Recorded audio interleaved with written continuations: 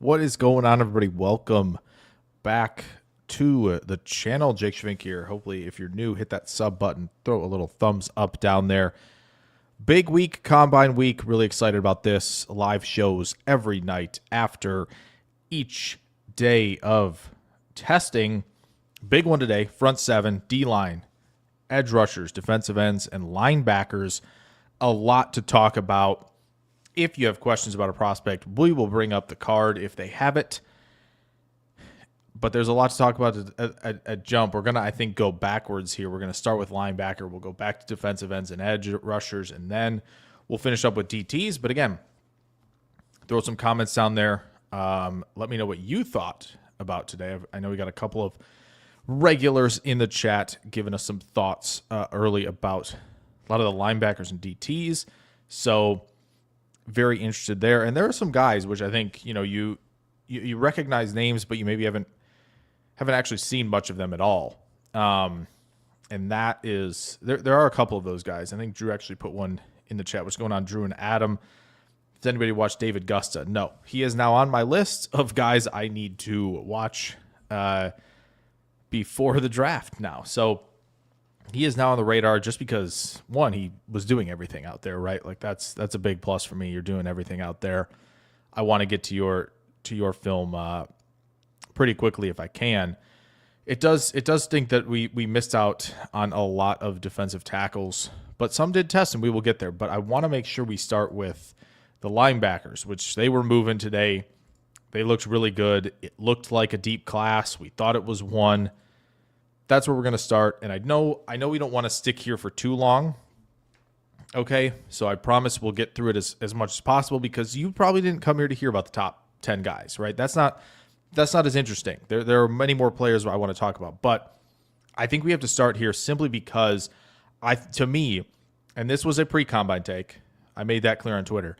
I think that the top two players in this draft are linebackers from Ohio State. They're Arvell Reese and Sonny Styles.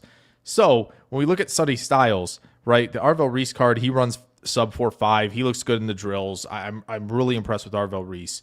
If you want full thoughts on Arvell Reese, I'm putting together a thing on the Substack. If you want full thoughts on Sonny Styles, well, great news. There's a video on the channel already taking a look at that. But with these two players that I think are so important to talk about is because of how game-changing they can be. And Sonny Styles, you're looking at the RES card right now. Obviously, no agility's in there. But my goodness, we're sitting at Avengers level, just insanity. And I think the crazy part about Styles, to me at least, is that he is this. He's a world-class athlete. If you've seen some of the in-game athleticism stuff, they're off the charts. If you've seen some of the freakless stuff, I mean, all the things that have been talked about that he could do, he did today, right? 43.5 vert, that's 100th percentile for linebackers, right? Broad jump is 99th percentile. 4.46, I think the split might even be 1.51. I think they officially put that in, so that's going to make this even better. And at 6'5", 244. Not to mention, we get a guy who, you see those measurements on the team website, you're like, there's no way. Yes way with Sonny Styles. Really excited about that. And just, I think the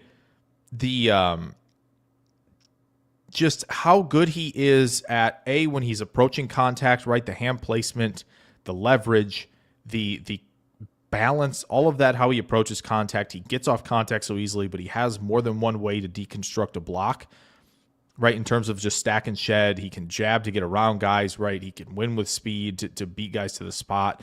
But it's the recognition skills, it's the communication skills, all of that. And then you put this on top of it he's one of the best athletes of all time in this thing. I mean, what is there to say, right? Like, I think I know linebackers devalued, right? And totally understand that, right? If you're taking a linebacker high, you're going to be paying him top of the line money immediately.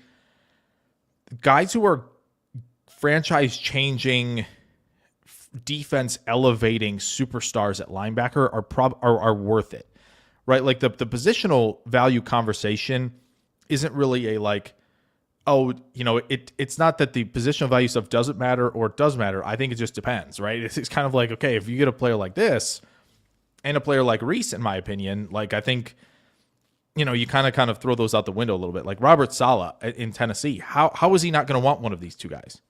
How is he not going to want one of these two guys?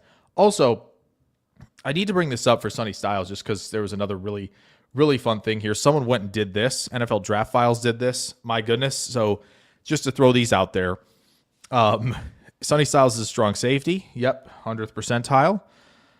Sonny Styles is a corner. The 4.47 is 78th percentile for corners. And obviously the size is outrageous, right? Like that, the size metrics are going to be elite, right? Sonny Styles at receiver, of course, no doubt about it. 82nd percentile 40 for if he were a receiver, and obviously Calvin Johnson level size. And then obviously, of course, Sonny Styles at defensive end. Yes, the weight isn't that much, but he's still really high on this thing too. So just kind of outrageous things going on here with Styles, where it's just it really is world class. And I think, to me as well, like just outrageous recognition skills, communication skills. The coverage chops are super good. Like, I think for me, it's just more of he's going to be the field controller, right? Like, let him patrol the second level, let him be in the right spot, let him sift through traffic, do all that stuff, be a dominant force in coverage, be great at communicating with everybody. Just be the controller, be the Warner out there. And then Reese is going to be more like the Zach Bond. You get to drop him and rush a little bit, right? He has, more of the jab step. He can change pace a little bit as a rusher. You see him strike with immense power. So Styles can run and chase. He can mug the A gaps if you want him to. He can rush. He can blitz. He can do a little bit more in terms of the pass rush stuff, in my opinion. I just don't think Styles is kind of just more run through your face right now in terms of rushing the passer. But these two guys are unbelievable players. And it is kind of wild that Ohio State did not get to the semis even with the defense they had with these two and Caleb Downs just roaming every inch of that field, making you earn it pretty much on every occasion. So, yeah, I mean, it's alien testing. Sonny Styles is moving better than Reese. Yeah, I think Reese is still a little more linear, right? I think Reese, in terms of like the coverage chops, I think got better over the season, but you could tell he was still a little more spot droppy and didn't react as much to the route concept, right? And he was kind of turning his back completely to try and catch up instead of kind of like, all right, turn your back in that technique. I think it's robot technique where you kind of turn around, get and squat and get your eyes. He was struggling a little bit with that, but these two players are so good that it's really exciting to be able to talk about them. And I could go on and on about these guys, but I think, again, Reese, Styles, excellent players, did exactly what everybody wanted to do in terms of the testing. Easy there. Let Styles rush the edge. I know there was a rep of him against Texas in last year's playoff where you can see him, I think, cross chop on the edge, which is good. But I think right now Reese is a better pass rusher, but I still would play both at linebacker. I think Reese, you do more Zach Bond stuff. You can drop him on the line of scrimmage. Styles, I think you have him patrolling pretty much everywhere. How's it going, Chris? Good to see you as well. Drew says Sonny Styles is Arizona Cardinals written all over him. Yeah, that could be. It could be. I feel like Mike LaFleur down there is going to want to get offensive line, but you never know. You never know. I'm really excited to find out what the Jets are going to do at 2. Okay, so a couple other linebackers that I want to make sure we talk about, and I want to make sure they have his. They do. Okay, so TCU's Caleb Elarms-Orr, player I've talked about a couple times on some other shows, right? But, he comes in 6'2", 234. Nothing to sneeze at there. Really like that, right? This is, I think, still upper quartile even of this era of football size, right? Like if you're mid 230s in this era, that's still pretty good, I think. But a 9.92, he runs sub 4.5 as well. 10-yard split looks nice. He jumps 40 in the vert. Like, he is still doing extremely good stuff as well. And when you watch Elarms-Orr play, right, I think he is another one of those guys where the linear speed is so good, like the range from the core of the formation to the sidelines is really, really nice. Like, he can chase down stuff to the flat really easily. You can have him blitz from depth, and he is going to get there. He is really smooth at kind of getting on that curved path to rush the passer right when he blitzes. So that's really impressive. And I think The athleticism to snap into the right gap at the right time is good. So he's a little bit slow as a processor, but there are times where he sees zone or he sees a counter call right coming, and he's able to get there to the gap because he's athletic enough to do so. And then you have, I think, in coverage, good instinctual, habits in coverage in terms of I'm going to open up to the strength of formation. I have this hook defender. I'm the hook defender in this thing, but I see where the route's going. I'm gonna pick this pass off. Like he does a lot of that stuff really well, and I'm impressed with him. I think he is better than some of these guys that are maybe being talked about ahead of him, just because I think on the consensus board he's in the 200s. But I am impressed with El Armzor and what he did today and and the flashes he has on film. So Caleb El Armzor, I think, is an important one that I'm glad we brought up for this show. There is, yes. I mean, and pointed out 9.9, right? Before the agilities. If you guys know agilities are coming in, please let me know. Anthony Hill, another one from Texas, right? Young player, 6'2", 238. We like what we see there. 9.93. He runs 4.51. The jumps are pretty good there, hovering around 89 percentile in the vert, 93 in the broad. That's good. Anthony Hill, to me, is still more athlete than instinctual recognition linebacker at this point. That can help him recover in certain situations in coverage, certain situations around the line of scrimmage. When he's maybe a half step late recognizing something, he can still get there because he has the speed, right? I think, though, when he's when he is entering contact phase, I struggle a little bit with the approach there and the level of want a little bit more. I think he has to be a more forceful hitter at contact, no matter if it's taking on blocks or tackling. And so that's kind of where I'm at with Hill. But again, the athleticism obviously was there. You could see that on film. He can cover a lot of ground, right? He can kind of be another player who can mug up on the front, get him in the A gap, let him blitz, let him get way back into coverage, let him be the pull runner in coverage, right? In a Tampa look where he can just cover ground like nobody's business. So I do think Anthony Hill did a nice job this week, confirmed what everybody thought in terms of the testing as well. Okay. He's not on this little list here, but I want to make sure we bring up Jake Golday, who I think in the movement drills was maybe a little bit uncomfortable transitioning from kind of east-west, horizontal movement to kind of pedaling back in vertical movement. Now, Jake Golday, interestingly enough, he has kind of played overhang, slot corner, right? They blitz him. They let him get into the run fit because he's big at 6'4.5", 239. The question is, can you transition him to playing full-time linebacker? You're going to have to, right? He's not going to be at 240 playing overhang, right? That's not going to be what his role is. So can you get him to the point of, at the very least, playing more will linebacker? I would love to see him play Mike linebacker at his current size, right? Like that's where you want to see him eventually. But if you have to stick him at the will linebacker spot because he can cover so much ground, because he gets in the way of passing lanes, right? And because, he can roll into the run fit with enough speed and enough power, approaching contact to do so, that's where I think he has to live. And so, this, again, the linebacker class loaded. We Drew and Adam mentioned at the top, like this is a deep group, and they're showing it. And there was another one, yes. So Jacob Rodriguez, always around the ball. Drew asked, where's Golday's value now? I would say that right now, the value for Golday, I think it's firmly in day two. One, because the athleticism is so good, and because he has that elite size where, when you hit that near 240 benchmark at linebacker, like based on where the league is now, right, where you need to have somebody big enough to, at least big enough or quick enough, adaptable, strategic to get around blocks, right? Some teams will prefer the bigger guys, right? The Jack Campbells, who, was darn near pushing 250, right? Who can operate in the box because they're not being overwhelmed by bigger guards, right? And tackles and tight ends. So his value is still, I think, firmly in day two now. I think it's probably going to be in that range of, I think once you start getting to 45, 50 for him, right? For those that's not Rodriguez, Golday. But once you get, kind of to 50, I think that's where it starts for him, where you're going to probably hear his name called between 50 and, 80, 85. I think that's kind of where we're looking at right now with Golday.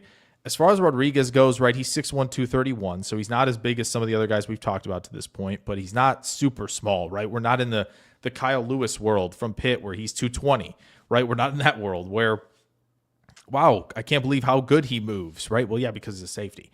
And so with Rodriguez, right, he came out and did what he needed to do, right? He showed that there's enough athleticism to work with here for a guy who's forcing fumbles, intercepting passes, right, doing a really good job reading the quarterback's eyes, like all of these things that I think are really, really important things for the guy, for a player to do at the linebacker position, patrolling the second level, right, getting to the flat, right, getting to your gap to defend the run, right, getting outside on screens and passes to the flat. Like he's going to be out there. He's not usually somebody who's a step late to anything, right? He's there on time when he needs to be to either make a play on the, outside the hashes or over the middle of the field for an interception or downhill in the run. Like he seems to be in a really good spot most of the time.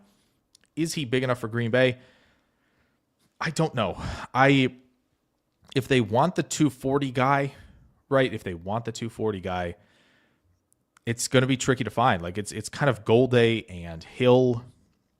Those two obviously stand out a bunch. I think with Green Bay, where is he? Jack Kelly, another one, right? 6'2", 240. The testing was really, really good, right? You look at the he runs sub 4.6. That's 91st percentile. So, yeah, like maybe this is more their flavor, but if they believe that, if Green Bay believes that Rodriguez can take on blocks at a high level or evade them or have a strategy, and Cooper's still going to play, his role a little bit further from the spine of the defense, then I think they're fine. But, if they want Cooper to take over with that because he's adding weight, right, then it kind of all bets are off. It doesn't really, it might not matter to them, what type of, what size they want at the position if it's on, as long as it's maybe over 230, right? So it kind of depends. I don't know what they're thinking long-term of like what they want these guys to do. I think they want the bigger front and let these guys be speedy and be able to chase down pretty much everything. So that kind of opens the door for the Rodriguez's, for the Goldays, for the, Anthony Hills, right? All of that. So it is possible. But I don't think there has to be a certain direction at this point for them. So another guy really quickly wanted to highlight. Drew says McDuffie 227. He plays Mike. That's true. That is true. He looks bigger than 227 though, doesn't he? Another guy I really wanted to highlight because, well, let's bring up Kyle Lewis's, right? Because you're 6 foot 220. Like this is going to have to be potentially what you're doing with the Emin Worry thing, like the big nickel. That's kind of where we're sitting. That would be my guess. The last guy I want to talk about is Owen Heineke from Oklahoma, who I think this is solid across the board. He's 227, right? He's 6'1.5". Not the biggest, not the fastest, right? Not the most explosive, but we look okay in these numbers. If you watch Heineke in the drills, I think you were really impressed because you just no wasted movement when you're shuffling and transitioning, right? All of the stuff where, you're running forward, turn and run backwards, right? Scoop the ball up, do all of these things that they're asking the linebackers to do in the drills. Heineke was really, really fluid. And, he I think is somebody I've seen bits and pieces of him because I've watched, when you've watched Halton and R. Mason Thomas and guys like that, there are what he pops a few times, right? So I think for him, I'm just going to be interested to see in the full evaluation. But again, from today, the movement skills and the drills, like just as I said, the no wasted movement that he had, I think that is impressive, and we have to keep an eye on that just for any team, right? Like this is a player who still may not be a day 2 player, but when day 3 starts, you're looking for, guys who, that from what I saw, like he is willing to take on contact. He's made a couple plays to the flat and down the seam where he is in great position because he sees it coming. So this guy to me feels like a good instinctual backer who has sufficient athleticism. It's just really, is the size going to hamper him at all, right? Is being 227 going to hamper him in any way? Depends on where he's playing, right? So I'm intrigued by Heineke. He's somebody I'm going to be going to study more of for sure. Okay. Now, we move to the edge rushers. And I think an important note, where we're going to start at least, is with two important discussions about two players who, obviously in terms of the measurements, we didn't like what we saw, right? So I'm going to get there first with those two. Okay. So let's talk about Ruben Bain and Cassius Howell a little bit, right? Cassius Howell with 3 L's apparently on this RAS card. Nice. The 10-yard split was really good. I don't know if it's officially, I thought it was officially 158. This says 159. Let me know if that's right or not. But the 3-cone times listed. Okay. Well, let me see. While I have this Cassius Howell thing up, I'm going to double check and see if we've got those coming up. But with Cassius Howell, I think the discussion really regarding him is, the arm length, right? 30 and a quarter that's rough. That's, I think, one of the 4 lowest this century, or it's something like that. It's something that's outrageously low on the list. And he's 6'2.5", 253. So the size is yes, it's quote unquote poor, but again, for a defensive end, he's going to be a 3-4 outside linebacker, right? We know this. We know he's going to be that player. So I'm not too concerned about that, right? That's plenty big enough, right? You got guys who are 240 who are doing just fine, right? Anderson, Benito, Parsons, like all of these guys who are in that range are fine. And Howell's got that explosiveness, right?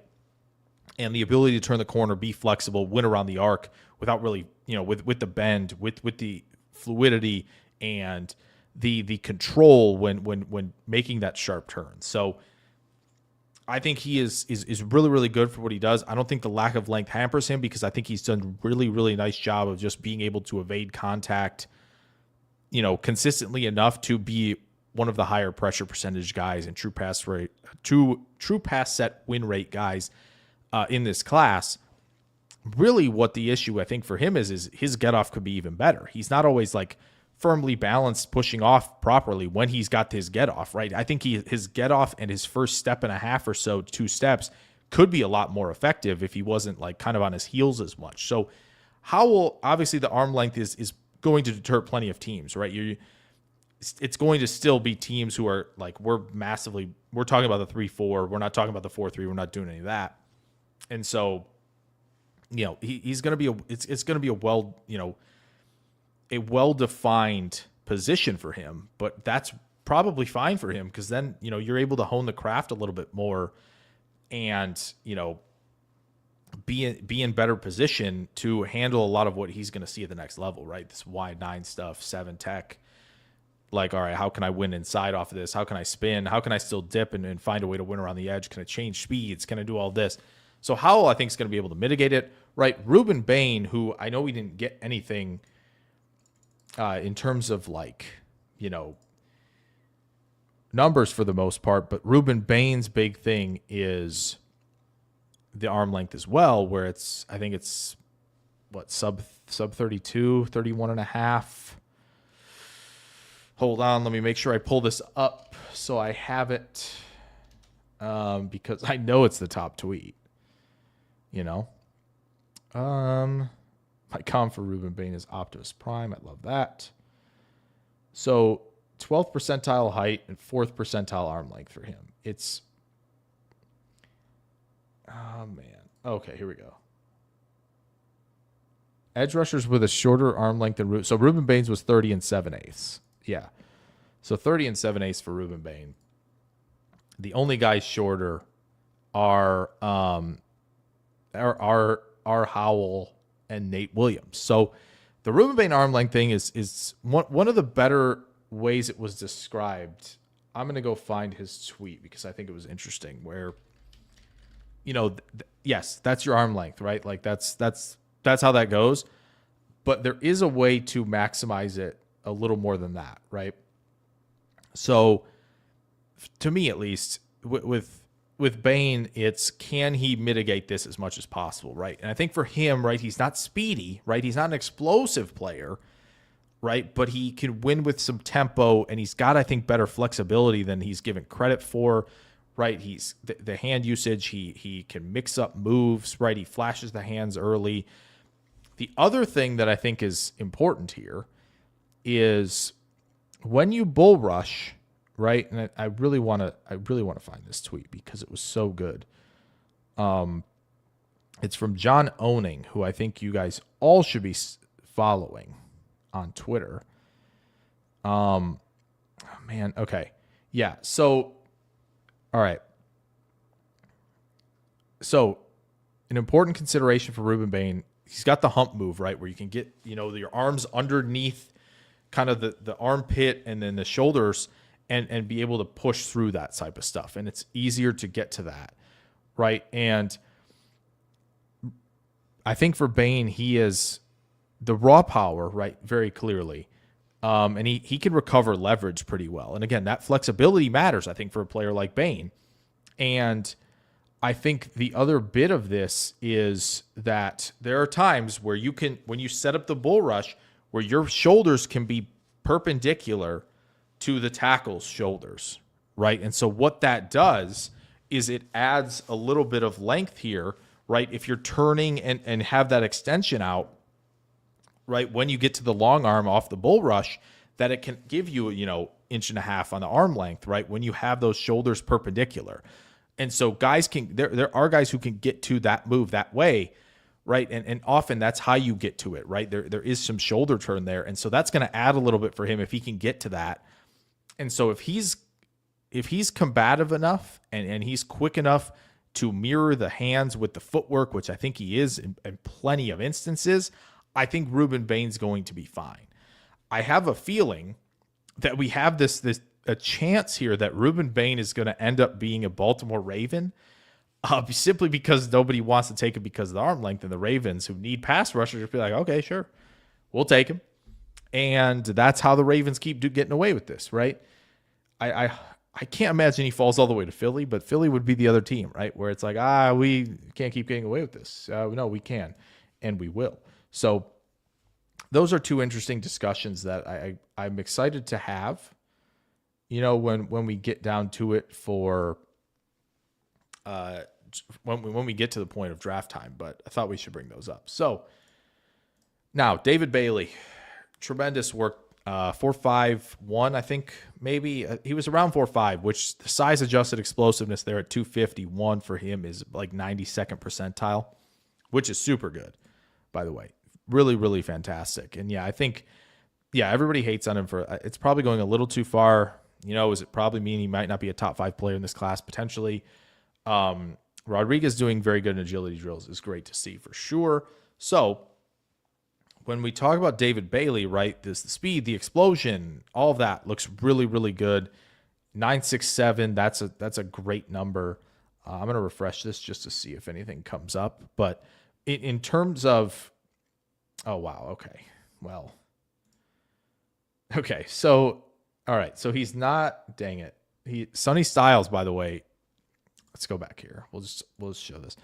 Let's go back here. Looks like a 9.99. It may not be the top. The 3 cone wasn't as great, right? At a 7.09. He did the shuttle. So he did everything. Big ups to Styles for doing everything. Every drill.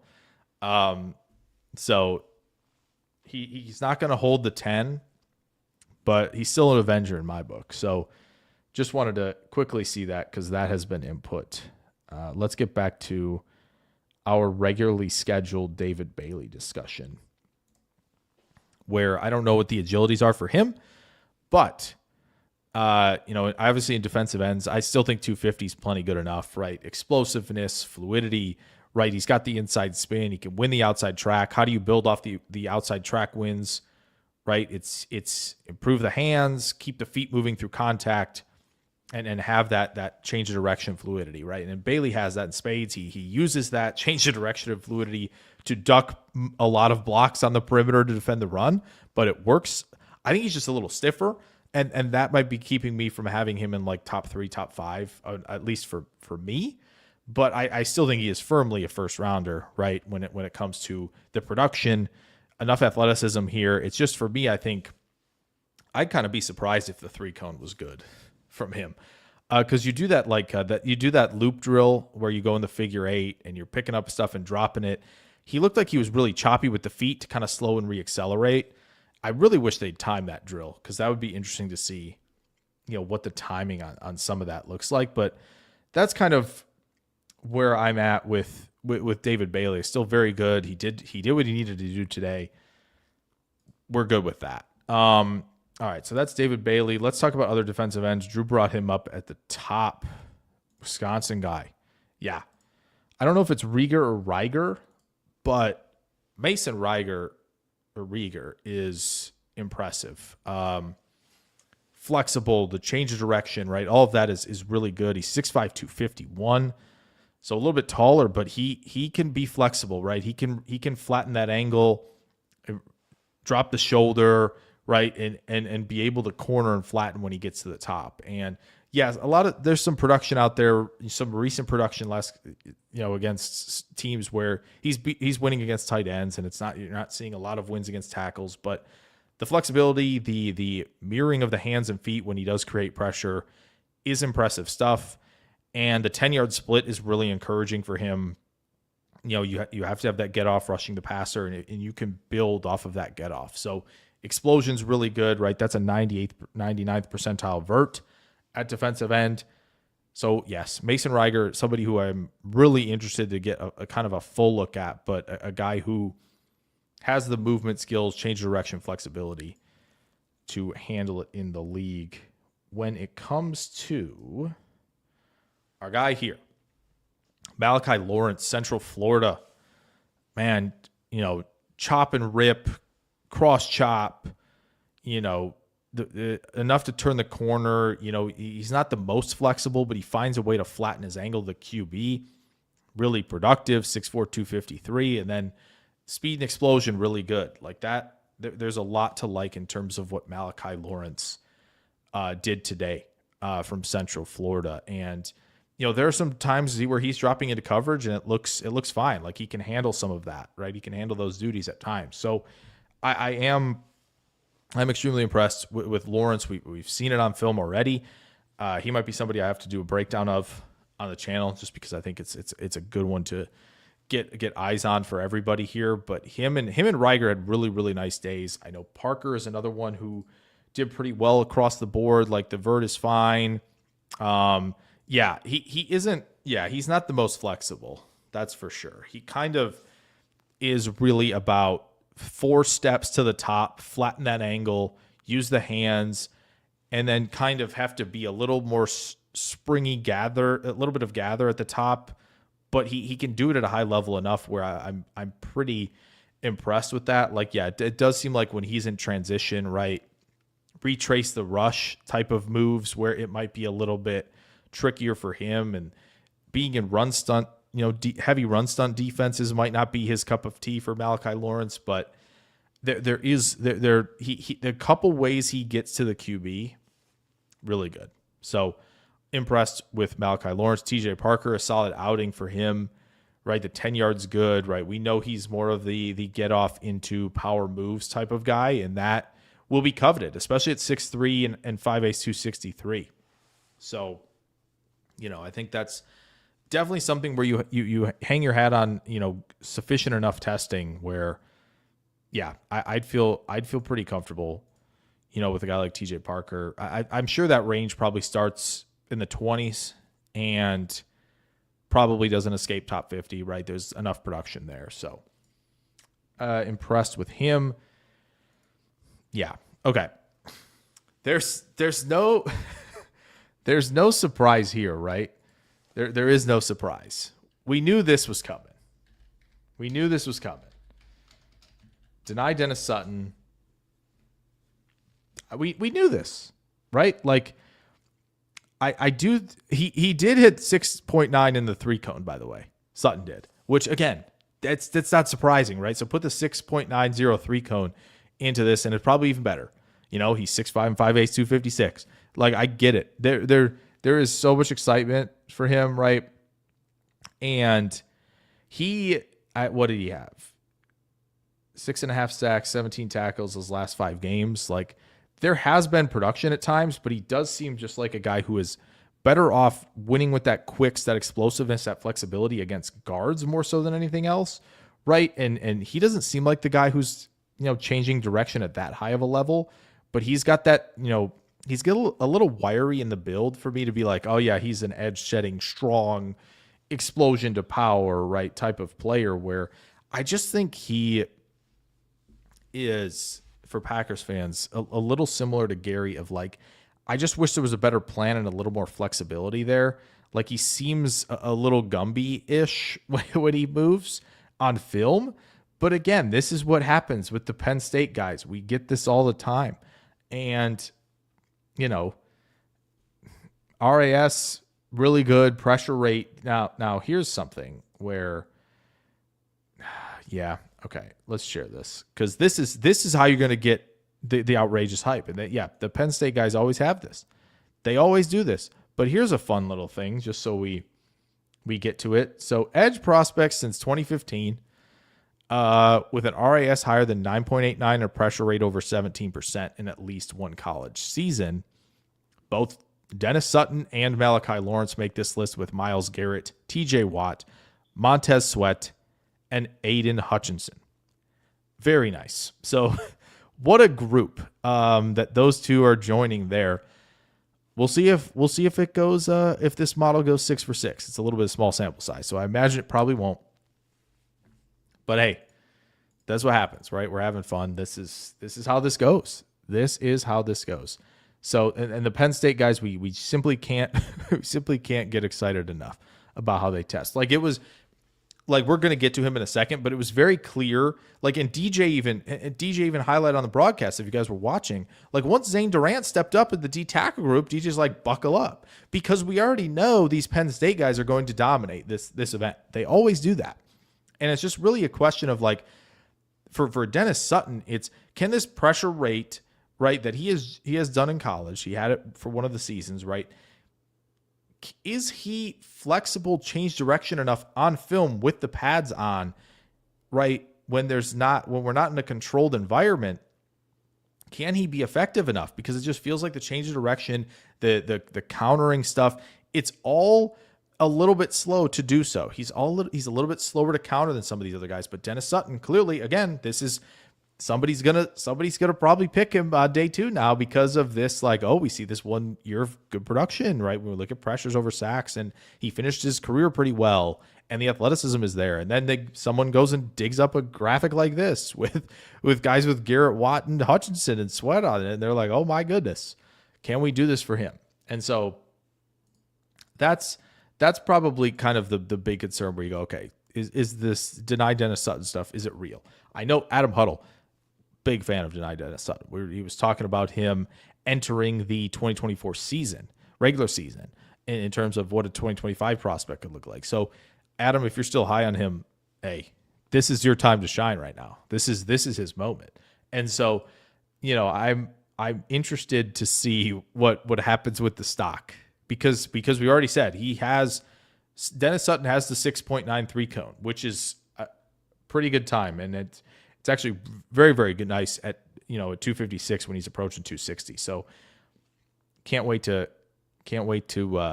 see what that final number is for him. But it's going to be pretty high. It's going to be around. I don't think we're going to see this number drop for him. So there you go. Deny Dennis Sutton. I don't have anything on Lawrence Bailey. We talked about that.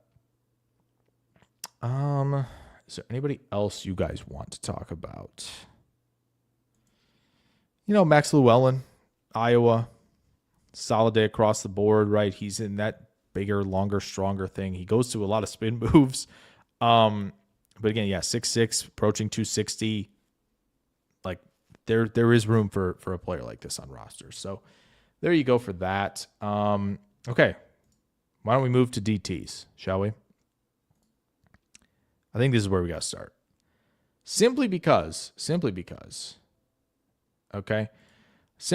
I think Packers fans, right, a lot of them, listeners, watchers on this channel, looking for that guy, because even though we'll talk about a certain player who did not test very well today, right, probably Woods, Hunter, Banks, Miller, McDonald, gone before top 50. I think so. Within the top 50, gone, probably. So where do you go after that? Dominique Orange, right? Daryl Jackson Jr. has been talked about. I think it's here. I think it's Gracen Halton. 6'2" and 5'8", 293. Good 10-yard split, 89th percentile. 93rd percentile broad jump, 99th percentile vert. He is explosive. He has the upfield burst. Excuse me. Getting the hiccups because I'm swallowing too much air because I'm talking too much. But when you look at upfield burst, cross the face of defensive linemen, that fluidity, that burst, the explosiveness as a pass rusher, and in one-on-one situations, he can do a really good job of kind of push-pulling and getting guys on the ground when he's 1v1 against the run. And, when he's kind of the guy who's, taking on pullers, we're kind of working through that traffic, reduce the surface area, stay composed, and arrive at contact really well. So this is a guy who can move around the front because he's explosive enough, and he's got I think, sufficient enough size to handle himself, especially at the 3 tech. Like, this is a player who I think is not escaping day 2. There is no chance of that anymore. I think where people have been waiting for kind of that player, I think he's kind of been that still. The production as a pass rusher has been there. It's just not quite there as a run defender, right? When you look at kind of all the advanced stuff that you can, as much of it as you can find, he doesn't quite have all of that. So he's not like complete, right? I don't think this draft has too many complete players. Maybe Woods, but kind of his production, if you look at it like from career perspective, is like he produced more as a run defender here, and when he dropped weight, he produced more as a pass rusher, but then they played him out of position. So his thing's kind of all over the place. Lee Hunter's is good. And then you have like Caden McDonald, who, okay, can he grow and develop as a 21-year-old into more of a pass rusher? Can he affect all 3 downs? Christian Miller's kind of living in that purgatory between the two. Is like, is he going to be good? Is he going to be solid at both, or is he going to, really break out in one or the other? He's still younger as well. And then you have Caleb Banks, who we're about to talk about shortly, of like, physical freak, elite traits, crazy size, crazy mover at his size. Like the size adjusted explosiveness and fluidity is outrageous for a player like that. After that, like, who is it? Could be Halton here. Good numbers across the board. I don't know if he did any agilities or not, but this is a player that you need to be more familiar with. If I have time, I'll throw his film room up as a treat. Maybe tomorrow, maybe Saturday, one of the two, as a treat for you guys. I really want to break. I really want to break his game down on the channel, and we will definitely be doing that because I'm very impressed with the flashes of pass rusher, especially from Halton. The athleticism is, I think, this good on film, and so he is definitely worth our time to talk about. So definitely somebody we needed to mention. I think the other one I wanted to mention, maybe for other reasons, is Lee Hunter, because the numbers don't look good. However, okay. So here's the thing. I think like if you put him in the nose tackle category versus the defensive tackle category, I think these get better. Now, I don't think that any of these like very poor stuff are out of character for him. And I'm going to explain why. If you've watched his film room on this channel, you might know why some of this rears its ugly head if you don't fix it technique-wise. Okay? What is like, to me, what Hunter's biggest struggle is right now is maintaining shin angles and exploding out versus up when it comes to getting out of that stance. And if you've seen it, you can't unsee it.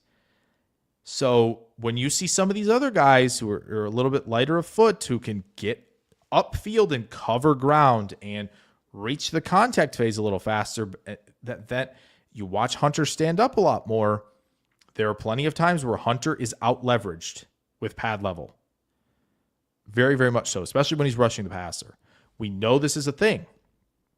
I don't think like Hunter might have been playing around 330, but again, the technique stuff and like how he approaches getting out of the starting blocks to run a 40, it will show up because the technique, as when the pads are on, this is what the struggle was.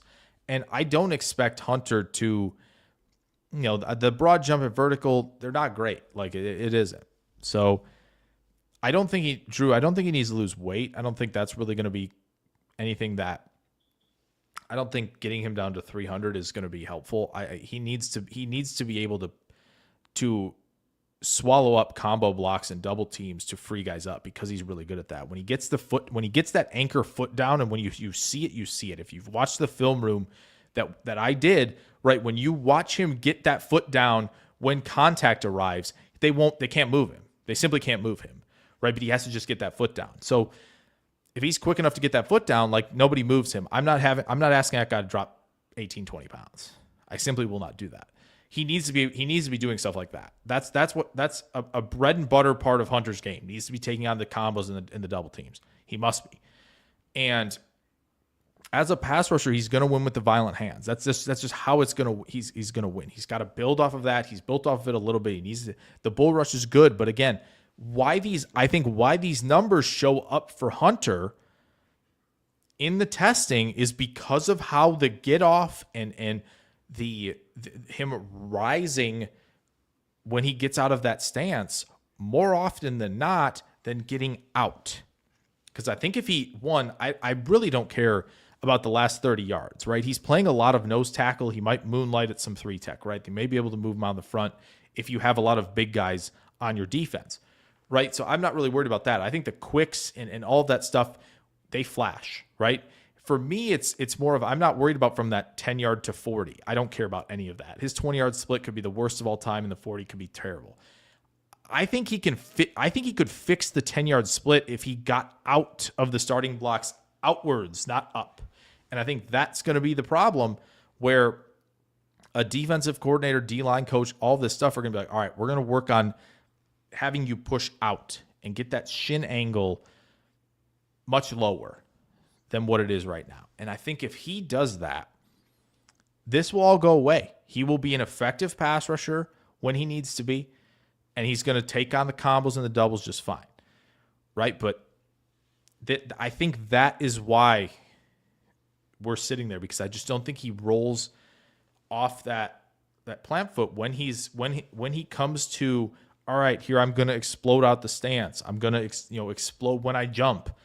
I just don't know if he's bringing everything to the party that he could be to generate better numbers. I think that's kind of where we're sitting, to be honest, with him.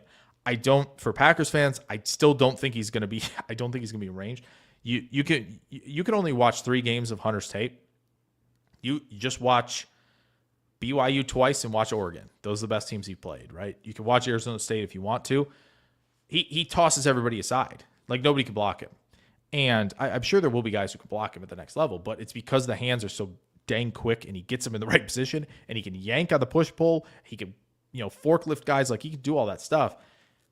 It's just going to be a question of, if you want to fully unlock the ceiling, which, again, I think the ceiling is just more technical about getting out of the blocks earlier, right? I don't think he's going to become quicker, faster, or anything like that, because he's, I think, 24 or approaching it.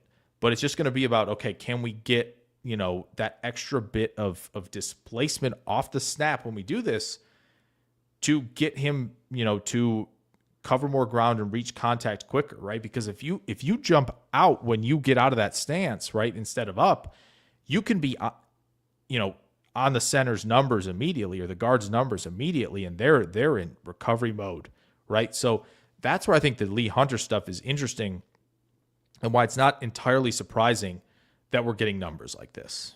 So that's kind of my little thesis dissertation on Lee Hunter, what the numbers were like today. Hope you got something out of that. So when it comes to others, I think like that's again the biggest thing with Hunter.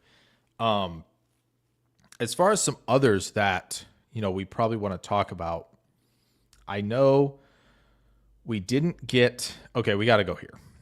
I think we start here. MJ, good to see you. I hope you're doing well, big dog. Appreciate you popping in.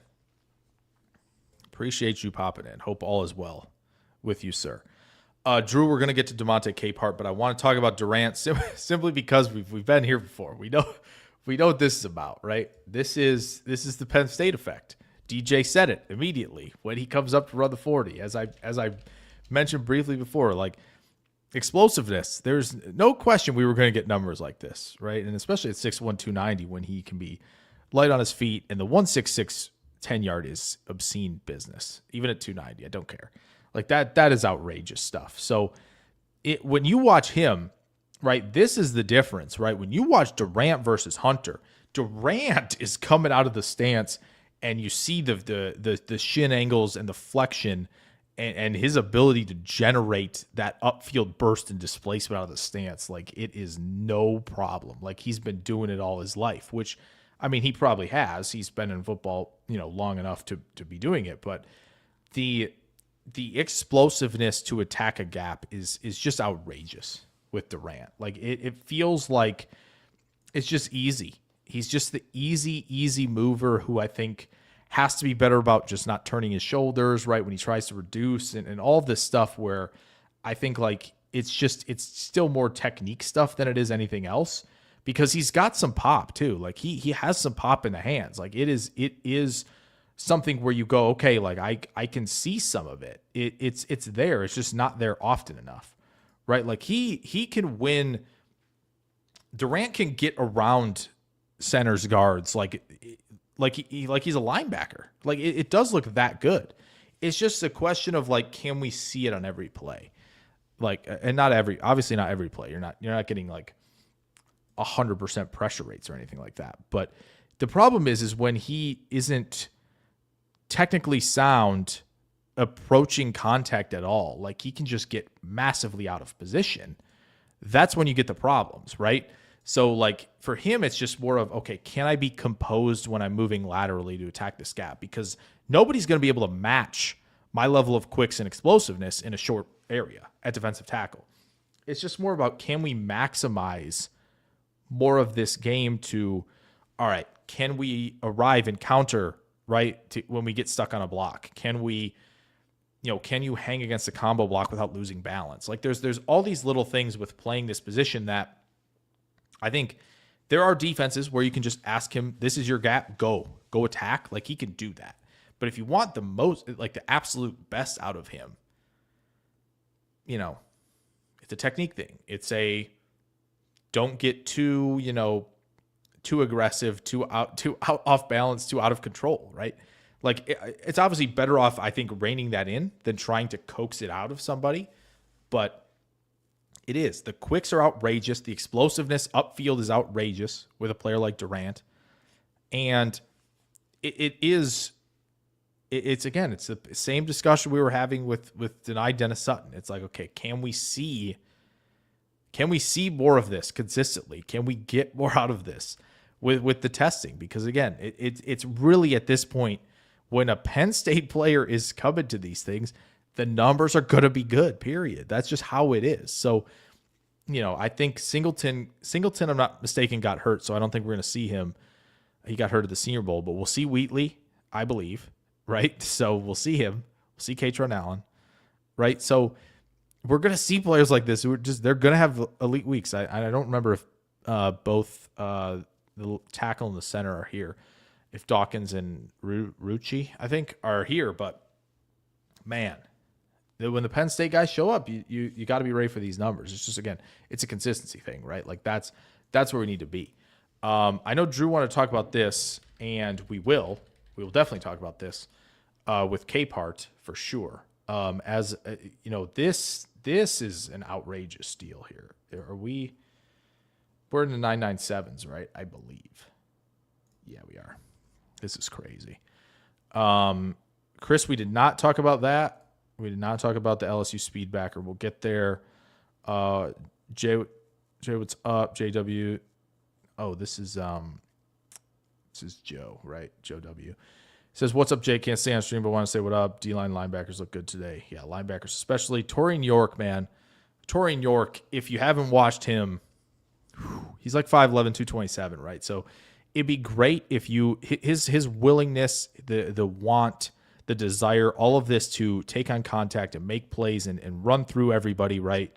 Like that is insane with Torian York. Like it is so good. And not to mention that, but because he's further away from the ball, right? He's fast to the flat to defend screens, right? He is getting downhill when he needs to defend the run. Like he covers so much ground, right? He is probably as close to CJ Allen in terms of like range from oppo hash to sideline, right? To core formation to sideline range that you're going to find. It's just the body type is small, right? And that's I wish we could magically make him 6'2", 238. Like he would be one of the best prospects in the draft probably if he was that size. Because like it's all there with Torian York. Like the movement skills are fantastic. As you said, the drills look really smooth with him. It's just, man, I wish he was just a little bit bigger, right? Like that's really the thing. So it is Joe. Okay, awesome. What's going on, fellas from around the 4-2? Hope y'all are doing well. Appreciate you popping in as always. You guys support me a ton, which means a lot. So it's good to see y'all. Yeah, Drew says I love Capart's size. I mean, 6'5", 313. Now, when you're 6'5", it's sometimes difficult, right, to go, okay, can I play with good leverage? Can I get to contact with good pad level, a good strike, and everything's in a good position to handle guys who are probably shorter than me, right, for the most part. There are probably some guys who are equally as tall, right, playing guard or center. There have been those guys. Packer fans know, 6'5", Josh Myers, of course.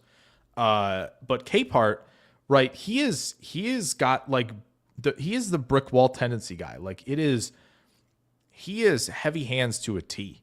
And the fact that we're getting, the speed score and the burst scores and all of this stuff, all of that is outrageously good, right? When you look at some of these that these guys are putting together that aren't just RAS stuff, and then you go watch Capart play, and it's like, well, they'll line him at nose tackle, and you watch him shoot the hands. It is, on some occasions, I'm trying to find one. If I could show one, I would. But there are some occasions where the strike is so good between the shoulder pads that guys are getting ran over at the point of attack. And so, again, it's just the real thing is it's so tough to play at 6'5" on the interior, right? Daryl Jackson Jr. kind of runs into this as well from Florida State. Like he runs into it a little bit as well. But these numbers are fantastic for Capart. They are fantastic. So, yeah, I am very impressed with what he put together in terms of the combine testing. He's somebody I'm going to get back to as well of just like, okay, what are we going to be able to work with in terms of role? Can he fill anything else? Right. But yeah, so around the 4-2 guys, like it's not always Spitty on here. Hey, I never know if Tyler's on there sometimes, but yeah, that's true. When he comes in, that's true. When he comes in for the, to mock a Packers pick when during the first round, he uses his, that's true. So yeah, what's up, Spitty? How you doing? Hope you are well. Hope you are well. And enjoying yourself and hopefully gearing up for what should be, a fun group of shows. I don't know if I know we chatted in the fall about like what was potentially going to happen because you're obviously local-ish in Pittsburgh, but that should be fun, I'm sure. But I'm excited for our yearly stuff that we do. And maybe we could sprinkle in a little bit more, I hope. But yeah, Smitty, it's always good to see you because you support a lot. So appreciate that. Or looked good too. Yes, we talked about El Armzor at the top of the show. He was the first guy I brought up after recent Styles. Phenomenal from him, and you should check out the film for El Armzor. He's nice. He's nice. Okay. There was somebody else. Yeah, no, we're going here. We got to go here. Caleb Banks. So Caleb Banks, 6'6", 335. I don't know if that's right. I thought he was 327, but I don't know. But whatever it was, I thought he was 327, but he's 6'6". He's huge. He's explosive, and the speed grade's obviously fine. He is an insane the size adjusted athleticism is just outrageous. It really is. Like the fact that he can win so much because he's quicker and more athletic than everybody is astounding. Now, in Mobile, there are times where he was trying to do that. And sometimes he had obviously former teammates who knew what he would go to, right, in terms of how he'd attack to win those one-on-ones.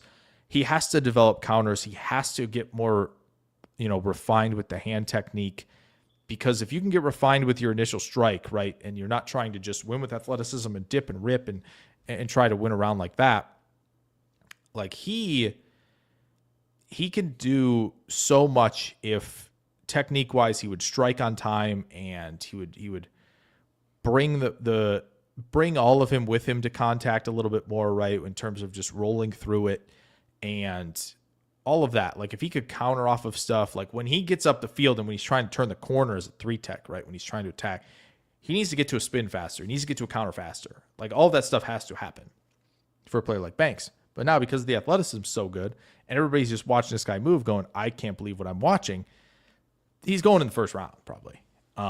So, just keep that on your radar. Didn't Banks get hurt? Maybe.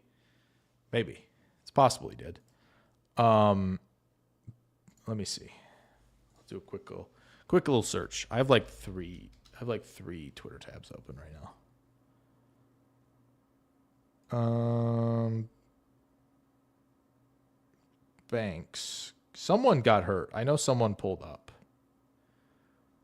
But like obviously again, he's winning. Someone definitely pulled up either in the drills or the 40 or both. My worry with Banks is, again, you're tall. Technically, technique speaking, it's not very good. It just isn't very good. And because you're 6'6", right, you have a bigger surface area to strike. And that's going to make it that much more difficult because you haven't developed all this technique stuff and how to, when you attack half man, how do you build off of this with just your speed and explosiveness, right? And you change of direction. Like, how do you build off of it? Because guys are going to probably going to win the leverage battle on you very, very often when you're 6'6", right? And this was credit to this guy for playing really well with Buffalo. Deone Walker, who was like on my do not draft, did not want him. Really worried about the size. Really worried that, like, even though he couldn't be moved, he couldn't move as well. But he got some havoc plays in there for the Bills this year. So kudos to him. So it's going to be kind of similar to that, where he moves better, of course. But again, technique wise, the size, like all of this is like, yes, it's really awesome that he's doing what he's doing here. But technically speaking, like it's an uphill battle. And the run D production's not good. He's out of position. He's missing tackles. Like, he concerns me a lot. Banks does. And he feels like the Tillerys and some of these D tackles, the Taven Bryans, who are getting drafted in the 20s, and they're just not panning out, even though the athletic stuff was there and you could see some of the, oh man, look at this high end stuff. Like, it may work. It may work, right? Like, he's probably going to be 5 or 6 on my D line board, right? Like, that's where I'm probably going to be at. But I have there's a red flag there with the production stuff in kind of both phases a little bit of, how that profile looks, missed tackling especially. And again, and obviously it kind of stinks because maybe this was the breakout year. He's also 23, if I'm not mistaken. So like, we're also kind of reaching that like point where we gotta see it. Or we have to see it. And yes, unfortunately we didn't see it this year in what was, I think, year 5 for him.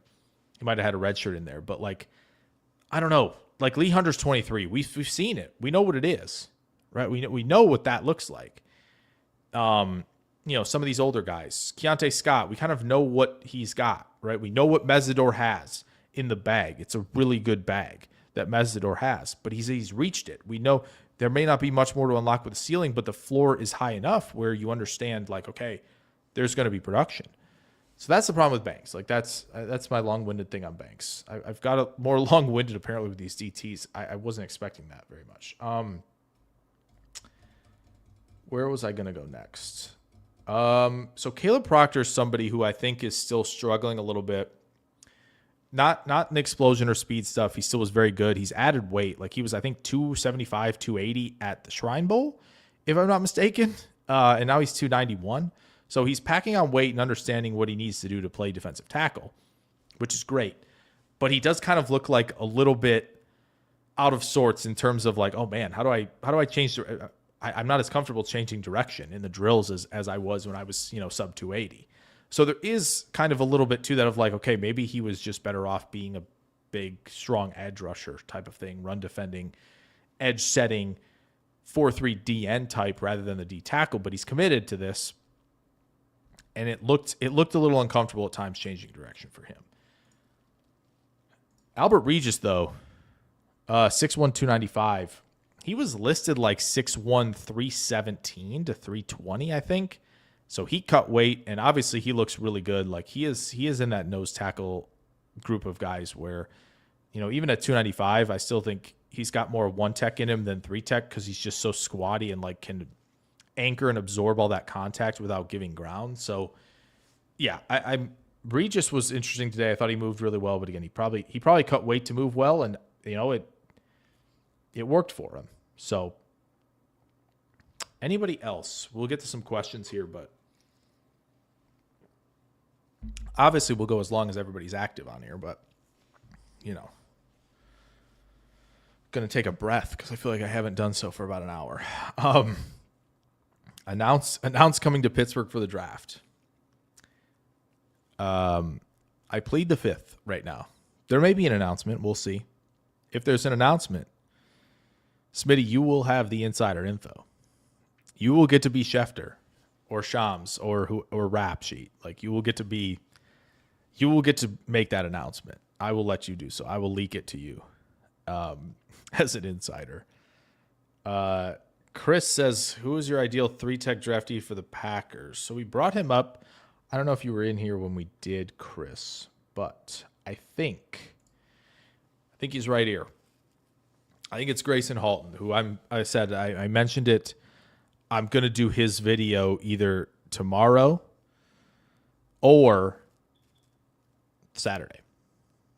Okay. As long as you guys promise to watch on Saturdays.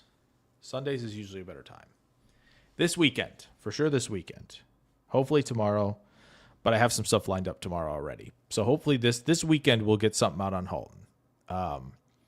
Because I think if you want the 3-tech, he is it. There are maybe a couple of others, but I think they're more undersized than Halton is. And even if you're kind of like a little iffy on Halton as a sub 300 guy, you're not going to like the other two guys I had in the conversation of like Landon Robinson, who's smaller. Even still, I think he's the guy right now. He is the guy. You could maybe talk me into Durant as well because he's so darn explosive. Nick Barrett's somebody who's interesting, and just because of like, we talked about, and let me find this because I tweeted this. It was a response to a tweet by Mark Oldacres, where he was like, "This is the average." Here it is. Show this tab. So this is the marks you're looking for in terms of average for the three positions for Green Bay, right? Where 6'3", 307 in that kind of 8'7", 6 range athleticism wise. Edge rushers 6'5", 6'3", and 5/8 to 63. Again, over 9 RAS. You see all that. And then the linebackers is 6'1", 3/4, 238, right? That's the median, right? So, and then my tweet was Cameron Ball, Nick Barrett, Brandon Cleveland, Dominic Williams were kind of the guys in DT who were close to those measurements. Gabe Yakus and TJ Parker were close, really close. For edge rusher, and then Anthony Hill Jr. and Josiah Trotter were close at linebacker. But Barrett's somebody who I think you should keep an eye on. He's somebody I got to get to more film on for sure. Cameron Ball is still probably more nose tackle, even at 310. So Barrett's somebody I got to get to. And then obviously I brought it up at the top. This fella from Kentucky, I really haven't seen much of anything. And he's 6'2", 3/8, 308. So he's kind of hovering around that a little bit as well. But those are kind of guys I need to look at a lot more of. But they were in that range. So, Yeah, I think for 3 tech though, I mean it's hard not to come to Gracen Halton first. Like it just feels like that's the guy. So Drew says I like Banks, but PFF having him at 13 overall is crazy talk. Yeah, I think so. I feel like we should have seen more by now. And I get injuries are a thing, but like I don't know. Pressure percentage, all of that. It just doesn't seem great. Yeah, huge news. We'll see. It's because Smitty, it's because I enjoyed my time in Pittsburgh so much back in October that it would be very fun. I'm gonna be out there for sure to see like a Pirates baseball weekend, which I know is not everyone's favorite thing around there necessarily, but I do want to get out there again. It's a very fun place. That area around the stadiums is impressive. So thank you, Chris, for asking the question and chilling. If anybody has anything left, I'm going to refresh this one time to see if we got any agilities and if they have updated any of that. Doesn't look like they have, other than obviously Styles went ballistic. I've seen some 3-cone stuff. So I'm just looking for those numbers, but I know everybody. Okay, here we go. All right. So yeah, so Drew. Somebody mentioned this. Did Drew mention it that Rodriguez's agility times are really good? Yeah. Yeah, so that is true. We're getting a 6'9" 3-cone for Rodriguez, 6'9" for Kyle Lewis. Again, Lewis's numbers are going to be really good. He had the good short shuttle at 4.26 like Styles did. But again, Jack Kelly, somebody who I was talking about, right, is like, okay, if Green Bay or anybody really, just because the Green Bay folks are in here, but if you needed a linebacker later and you want the size of like a 240-pound backer, Jack Kelly's an interesting one because he hovers around that size at 240, right? And so Rodriguez as well, 419 in the short shuttle at 231. Kelly doing it at 240, decidedly more impressive. And then Golday at 434 at also, I think, 239. So these guys, these two, Golday and Styles doing this at 240 is impressive. And then obviously Kelly's short shuttle really good there. So it doesn't surprise, like Lewis has to have these times, right? He's 220. Like he simply can't not have them, right? He has to have those times. Those are necessary because he's so small. Like, the size adjusted stuff isn't going to be very good. So the numbers have to be outstanding. And so he did that, which is good for him. But Rodriguez, yeah, that's that kind of stuff. We'll get to Rodriguez's film for sure on this channel. You already know. We're going to get to that because we don't got any problem. They don't have any problem with Big 12 film on YouTube.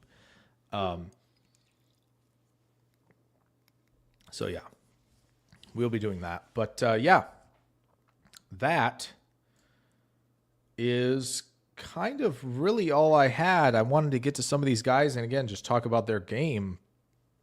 So I saw a little bit of bump in views for a second there, but if you got any more questions about the prospects or any of that,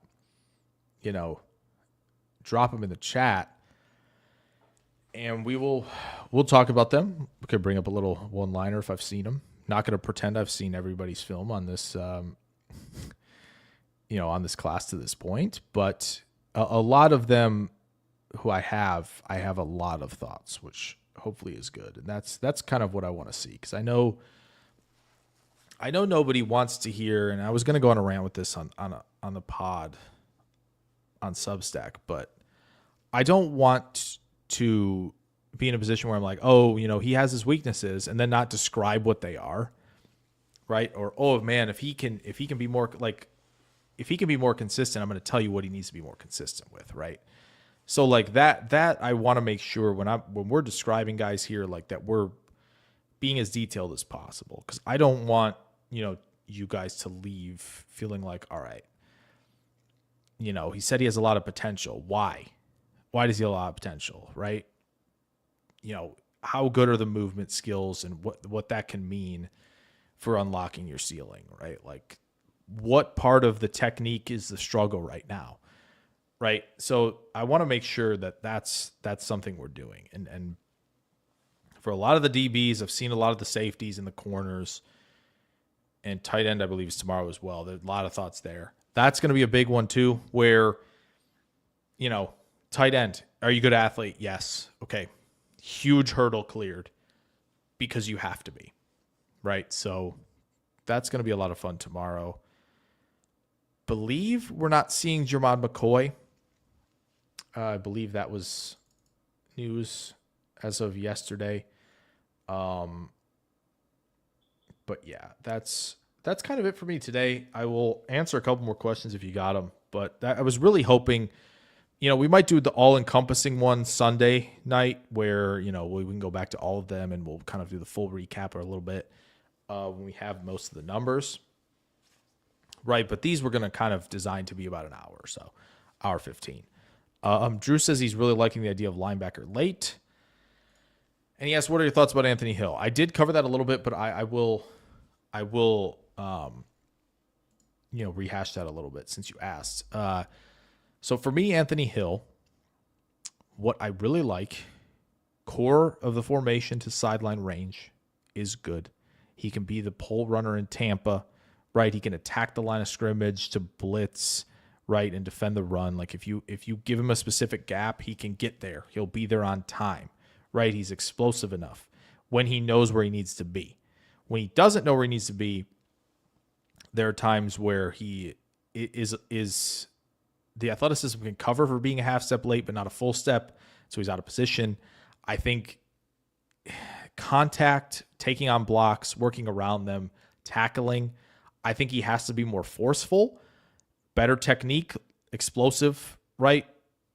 Lead with that shoulder, really, really be technically sound and forceful and have the desire to hit, I think are all things that Anthony Hill has to get better at. But obviously athleticism-wise, it's there in terms of the range, in terms of mug and drop, right, looks where, I'm coming through the blitz on the A-gap, or I'm dropping into coverage to a seam route or the hook route, like I'll be there on time. He can do all that, but it's really going to be more of like, the desire and the technique in terms of hitting, collisions, tackling, all of that, and making sure that he isn't, for the majority of time covering up processing lapses with athleticism, because it's not always going to be able to work, especially where you get to Sundays, So yeah, that's thoughts on Anthony Hill. But thank you guys so much. If you didn't throw a thumbs up there, please do. If you already did, appreciate that. Hit sub if you haven't. Hopefully we're going to be mostly daily going forward in terms of something. Stream, video, because we only got like 50 some days till the draft. So there's going to be a lot going on. So I appreciate y'all from Drew, from Adam, from Chris N, from Joe W, MJ, Smitty, and all of the others who popped in and maybe didn't comment, maybe just was listening, and maybe just hit the thumbs up. If you didn't, please do. If you can sub, that'd be awesome. But again, I appreciate obviously the core Packers fans who have hung around, and I know there hasn't been a lot for you guys, but there will be at least a little bit. But again, the other channel, that's what kind of more of that's for. So thank you guys a bunch. Hit those thumbs up on the way out. If you're just joining and you want to go rewatch some of what's left of that, there were a lot of in-depth discussions on plenty of linebackers and D tackles and edge rushers that I think are really hopefully informative for you. So thank you guys. Good night. I will see you guys tomorrow night for day 2 reaction. Thank you, everybody.